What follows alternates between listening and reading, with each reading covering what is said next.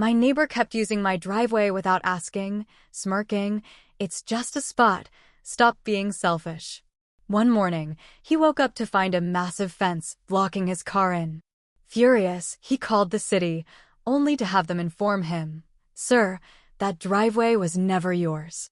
His face went white as he realized he had no way out. Let me start by saying this. I'm not the type to start drama. I'm not young anymore. I'm not out here looking for fights. I like peace, I like order, and I like being left the hell alone. I bought this house in Springfield, Missouri about 5 years ago after I retired. Spent most of my life under hoods and on creepers, 25 years in a shop, covered in oil, dealing with jerks and check engine lights. When I finally hung it up, I wanted space. Not just a house, but space. A yard to mow. A driveway to tinker in.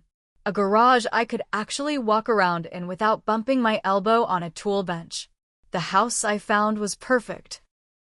3-bedroom brick place with a long, L-shaped driveway that curled off to the side and led to a detached 2-car garage in the back. Big oak tree in the front yard, porch swing I actually use. Neighbors mostly kept to themselves. Until Barry moved in. Barry showed up about 2 years ago. But the house next door after the widow who lived there passed away. I was outside trimming hedges when the moving truck pulled up. I nodded, gave a wave, and he didn't wave back. Just hopped out of his car, beat-up white Dodge Charger with mismatched panels, and started barking orders at the movers like he was running a construction site. He wore these wraparound sunglasses and a backwards hat, even though he was pushing 40. Didn't introduce himself. Didn't say hello. Didn't even glance in my direction. Fine. I didn't need a new best friend. The first red flag came a week later. I walked out one morning to get the paper, and there it was. Barry's Charger, parked halfway on my driveway, the back end slanted across the corner like he couldn't be bothered to park straight. Now, the way my driveway curves, it sort of hugs the edge of the street, and I could see how someone might think the outer edge was just extra space. But it's not. It's all mine. I paid for a survey when I bought the place. I have the paperwork to prove it. So I walked over, gave a light knock on his door. He opened it, shirtless, eating cereal straight from the box. "Hey," I said, "just wanted to let you know that part of the driveway your car's on? That's my property." He blinked once, then gave this little smirk like I was a kid telling him not to touch my toys. "It's just a spot," he said, still chewing. "Don't be so selfish." Then he shut the door. Just like that. I stood there for a second, stunned. Selfish? I let him borrow my jumper cables 3 days earlier, and he hadn't even returned them. But now I was the selfish one? I let it go. Figured it was a one-time thing. It wasn't. The Chargers started showing up on my driveway more and more. Not just the edge now, sometimes parked right across the L, blocking me in completely. I had to knock on his door 3 separate mornings just to get him to move it so I could get to my garage. Each time, he acted like I was the one being unreasonable. One time he even said, "You're retired. Where you gotta be in such a rush?" I kept it civil. I didn't want war with my neighbor. But inside, something was starting to boil. Then came the Friday that broke me. I had a friend, Jerry, coming over to help me with some drywall work in the garage. I told him to just pull into the driveway and come around back. When he showed up, he called me instead. "Hey man, I think I'm in the wrong spot. There's already a car here, white Charger. That yours?" No, it was not. I marched out and banged on Barry's door harder than I should have. He opened it, saw me, and rolled his eyes. "It's one damn car, man. Jesus. Why do you care so much?" "I care because it's mine. You're on my property." Again. "Well, maybe you shouldn't have bought such a weird driveway." I snapped. "You know what? Fine. You don't want to listen to me? Don't. I'll handle it another way." He laughed. "Sure thing, boss. Build a moat next time." I didn't build a moat. I built a fence. But I didn't build it overnight. First, I went through the city. I pulled every piece of documentation I had. Property lines, Survey maps. I talked to zoning. Made sure I was 100% in the clear. Took me about 2 weeks, but I got the green light. They even said, as long as it's on your side, you can build as high as 6 feet. That's all I needed to hear. I hired a local contractor. Told them I wanted a full privacy fence. 6 feet tall. L-shaped. Runs the length of my driveway on the side closest to Barry's house, and includes a gate that can swing shut right where his car loves to sit. 2 days later, the fence was up. Gate locked. His charger? Trapped. And here's where it gets even better. He didn't notice right away. Not until the morning after it was installed. I was drinking coffee on my porch when I heard the sound of his front door opening, then the silence, then the yelling. Hey, what the hell? I didn't respond. Just took a sip of my coffee and waited. He tried to open the gate. Locked. Tried to wiggle the fence. Solid. He stormed up to my porch, red in the face. You can't do this. I did. You trapped my car in. You parked it on my property. I'm calling the city. Go ahead. He did. Right there on his phone in front of me. Marched to the curb like a child calling for his mom. I stood and listened. The call lasted about 3 minutes.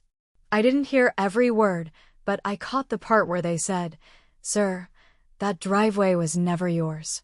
His face went white. Dead silent. Just stood there like a statue. Then he turned and walked back inside. He hasn't parked there since. You'd think that'd be the end of it, right? I sure did. But Barry didn't take the loss quietly.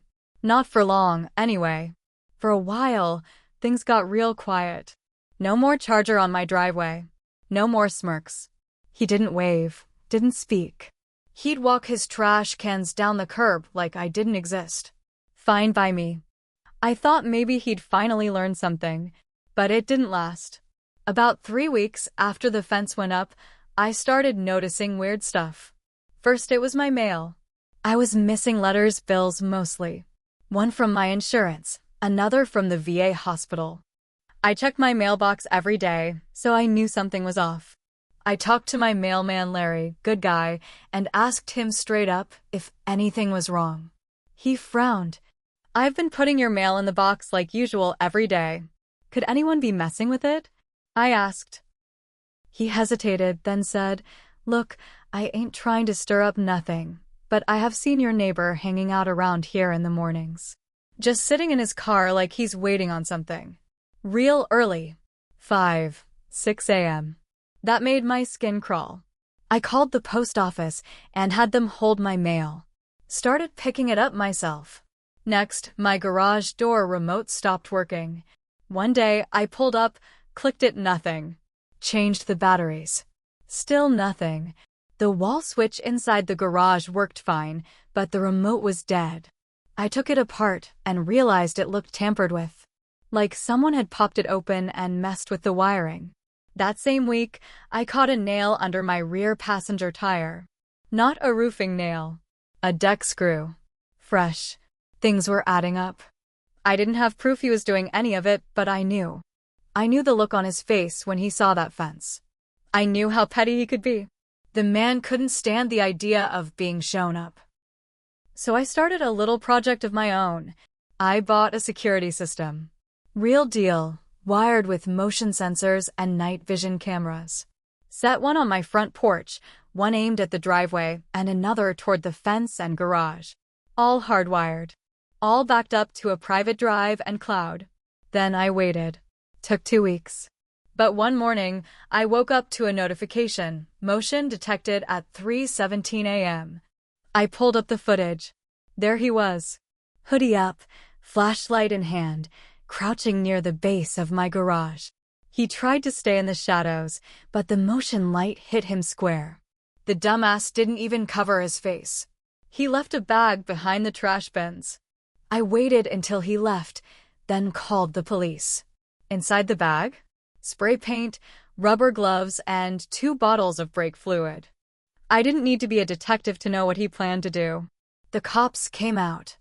I handed them the footage.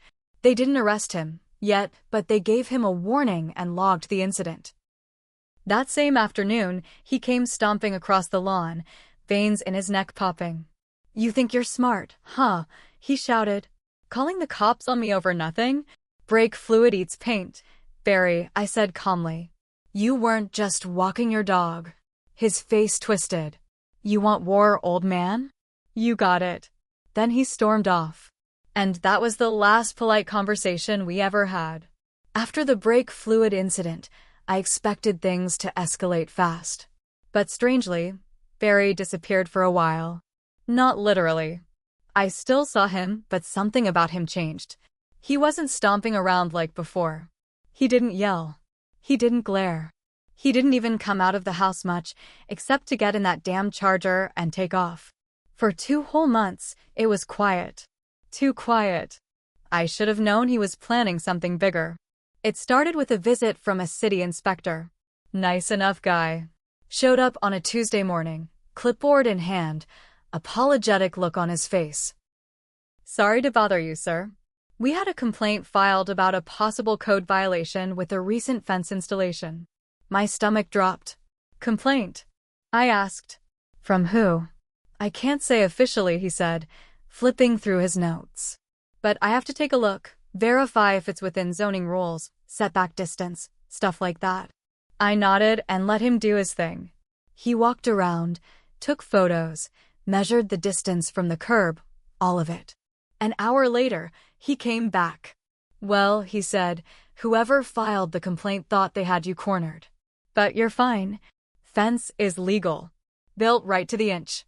I let out a breath. "Thanks for checking." He gave me a look.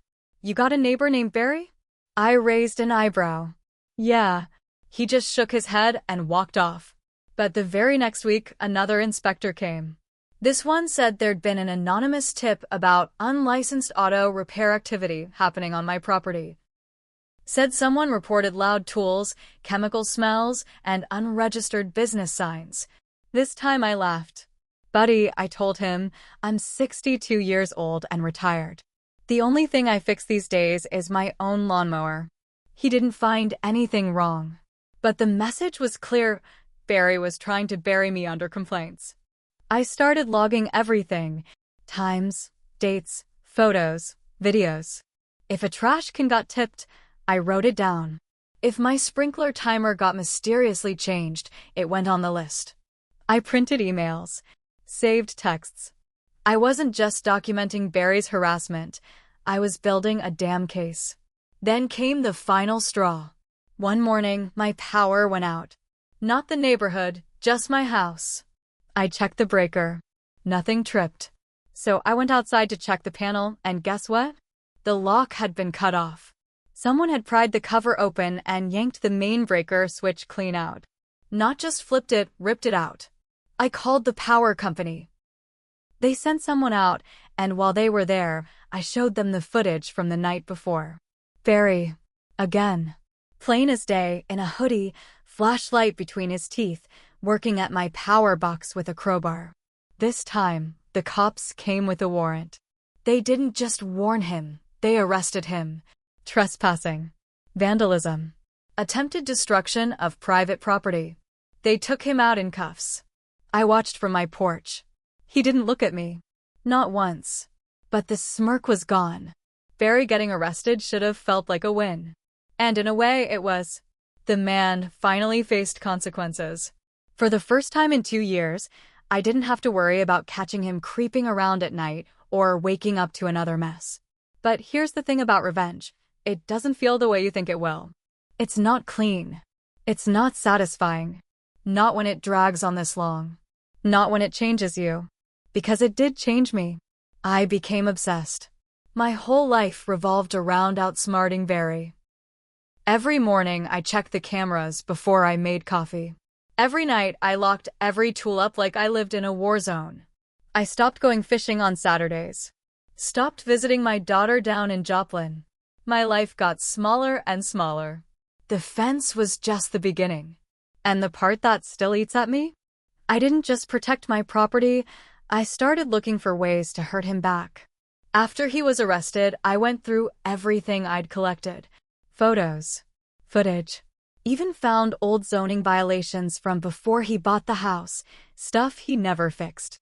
Piles of junk in his backyard, illegal modifications on his porch. I sent all of it to the city.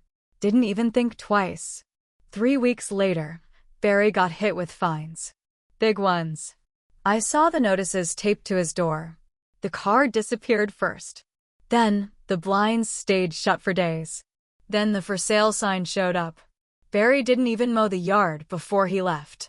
He just packed up, got in a different car, not the Charger. Don't know what happened to it, and drove off without a word. House sat empty for 4 months before someone else bought it. That day, I stood in my driveway, looking at the fresh family moving in. A couple in their 30s. Baby on the way. Nice folks. Quiet. Respectful. First thing they did was come, introduce themselves, and bring cookies. But when I shook their hands, I realized something. I didn't feel peace. I felt tired. All that time. All that anger. All the traps and cameras and paperwork. For what? To run off one idiot? I looked at the fence I built. Still solid. Still tall. But now it felt more like a wall I'd built around myself. That was the real price. Yeah, Barry got what he deserved. No doubt. But I paid, too. In time. In trust. In the years I'll never get back. I didn't just get revenge. I lived it. And it cost more than I ever thought it would.